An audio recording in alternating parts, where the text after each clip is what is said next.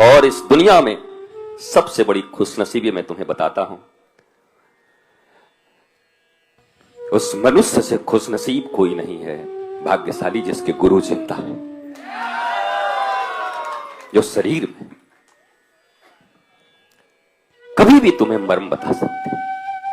तुम्हारे जीवन के किसी भी रोग के मर्म को उस समय वो बता सकते हैं, पर वो जब शरीर में नहीं होते तो बड़ी तकलीफ होती है। वो दर्द बहुत बड़ा होता है, बहुत बड़ा। इसलिए उनके शरीर में रहते रहते कभी सेल्फ गोल मत करो, अपने से नब्ज टटोलने का प्रयत्न मत करो। अभी वो हैं, इज स्टिल अलाइव, तो क्यों इतना परेशान रहोगे? कोई रोग हुआ है, मेरे सदगुरु साईं मेरे वैद्य सबसे बड़े। और इसलिए देखोगे जब गुरु शिष्य की परंपरा होती है तो शिष्य की सबसे बड़ी चाहत होती है, पता है क्या?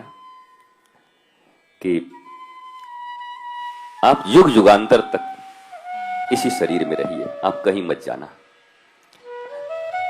पक्का शिष्य सदा अपने, जैसे गुरु से कहता है कि आपको जाना हो उससे पहले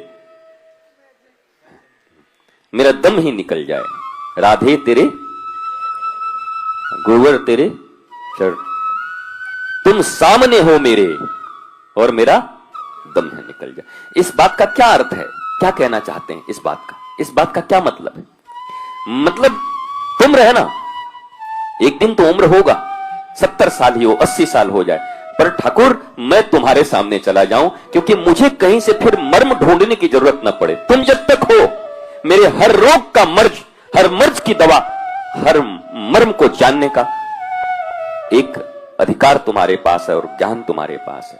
इसलिए हर शिष्य की, जो शिष्य हैं जीवन में, उनकी एक ही आकांक्षा होती है, एक ही, अगर सचमुच शिष्य हो, बन जाओगे किसी दिन, पता नहीं हो कि नहीं हो भी होगे, पर जो हैं उनकी एक ही आकांक्षा रहती है कि मेरे सामने तुम सदा रहना। मेरी भी एक दिन आयु आएगी, मैं 100 साल तक जीऊं, मुझे आशीर्वाद दो कि मैं 100 साल तक जीऊं। शिष्य बोलता है गुरु से कि मुझे शतायु बनाओ, पर फिर धीरे से कहता है पर शर्त एक ही है, क्या? तू सामने हो और मेरा दम ही निकल जाए। मतलब तुम 1000 साल जियो, तुम 110 साल जियो, मैं भी 100 जीऊं, पर मैं तुम्हारे सामने जाऊं। क्यों? बस कारण यही है कि वो मर्म जानते हैं। गुरु के लोग कहते हैं कि गुरु तत्व होता है, नहीं साहब, ध्यान से समझ लो इस बात को। वो सब बातें हैं, बातों का क्या, बड़ी बड़ी बातें हैं कि गुरु तत्व होता है, गुरु विचार होता है, गुरु शरीर होता है। जिस दिन शरीर चला गया उस दिन सारे तत्व और विचार भी चले जाते हैं।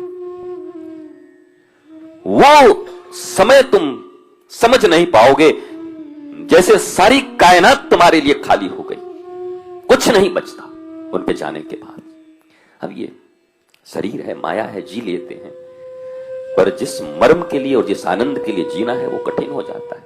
यद्यपि गुरु किसी न किसी शरीर में आते ही वो जाते नहीं कहीं, वो कह के जाते। जब भी कोई सदगुरु विदा हुआ तो ये कह के जाता है कि मैं आऊंगा तो पर पहचान लेना। अब नहीं पहचानोगे तो मुश्किल होगी, क्योंकि वो छोड़ना भी नहीं चाहते। जैसे शिष्य नहीं छोड़ना चाहता वैसे वो भी नहीं चाहते, पर वो पहचान उनके दिए विवेक से ही होगा। वो उस समय भी रहते, पर हां फिर बात वही आ जाती है, वो और उनके जैसा।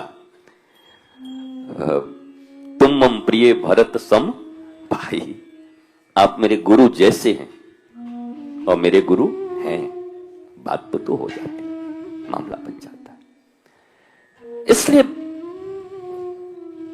समय रहते रहते मर्म को सीखो, क्योंकि तुम्हें भी मर्म बताने हैं लोगों को। इस संसार में दुखी, हताश प्राणी, निराश प्राणी, उन्हें तुम्हें महारास देना है, उन्हें तुम्हें जीवन देना है, उन्हें तुम्हें अनुभूति देनी है। उनके कंठ का किरण जीवन में तुम्हें फूलों के हार देने, उनके कांटों को चुन चुन के उनके राहों पर फूल बिछाना गुरु का काम है।